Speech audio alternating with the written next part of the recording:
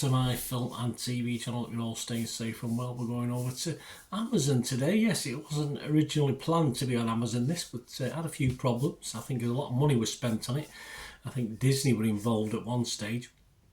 But we've got a 10-part adventure series called Nautilus. Yes, this is a television mini-series. I don't understand what they call a mini-series and other things. I mean, 10 episodes by 45 to 50 minutes doesn't sound like a mini-series, but there's obviously some explanation.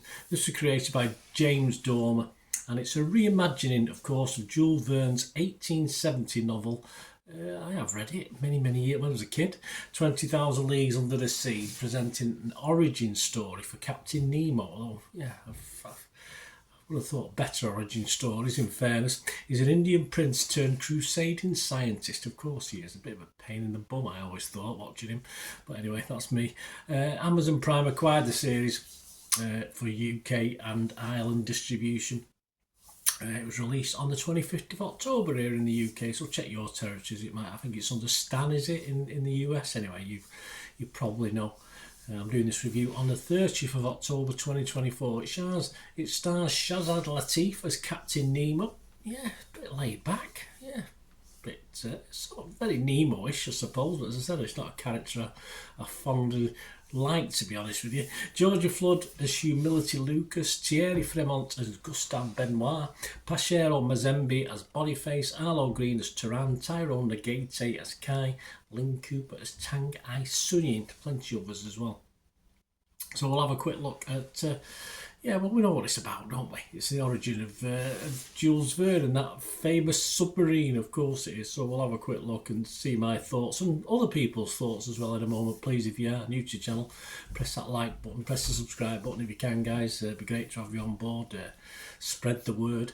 And if you do check through the channel for my other stuff, you'll find stuff on my football team, Manchester City, as well. So if there's any interest or you know someone who might be, give them a kick in my direction. And we do have sponsors and memberships, etc. But stay tuned for after this little review, and I'll tell you ways you can, if you like what I try and do, help support the channel. It might just be watching a couple of ads helps out, so stay tuned for that later.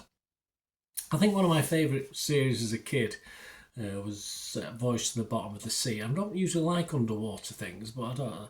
Obviously, then I think of Jacques Cousteau, The Adventures of Jacques Cousteau. I used to love that as a kid as well. And you can cross probably Voice to the Bottom of the Sea with the Pirates of the Caribbean, with a hint of Indiana Jones and Tomb Raider. And this is what this is sort of aiming for. Sadly, though, it's possibly a bit of a shadow of any of them. It's never quite hits the heights for me anyway. I found some of the sea adventures just a little bit bland. I mean, of course, getting attacked by giant squids, etc. We've been there before. Of course, we have. Well done, good CGI, etc. And when they did hit land, though, and hit other characters, it got a bit more interesting for me. And obviously underwater sea caves, etc., where you could breathe, etc. It got a little bit more interesting when other characters and tribes and people were brought into it.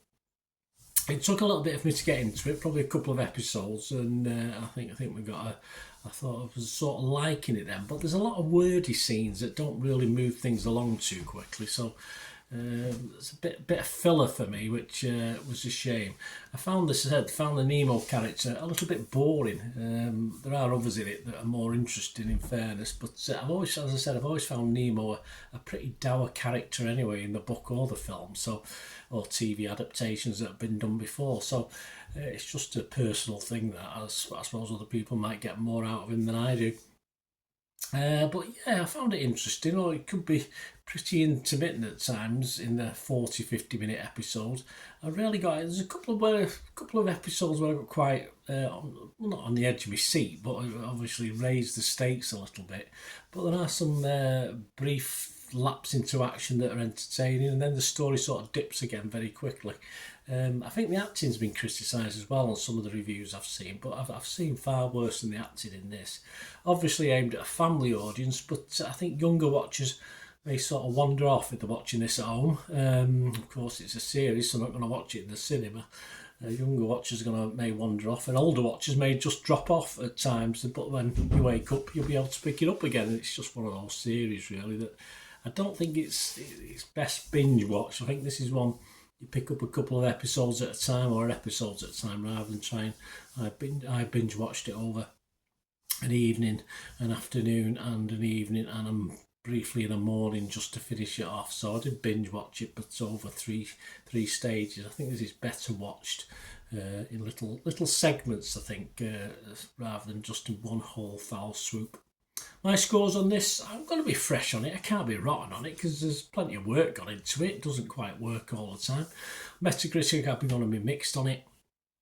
But as far as the score, I was playing with, I am going to score it. I was playing with giving it a 5, but by the end of it, I thought, no, because of the effort made, I've given it a 5.5, which is just below, of course, my recommended score of 6. If you give something a 6, I recommend, it's worth a watch, but I can't wholeheartedly recommend. It's okay, but it can get a little laborious in parts. So I'm going to give it a 5.5 out of 10.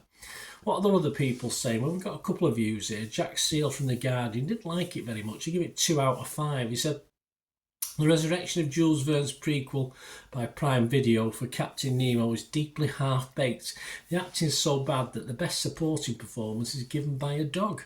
Harsh. Nautilus could have been a monster. In the end, it barely causes a ripple. Jack didn't like it. Benji Wilson was a bit more... I'm a bit between the two of these guys.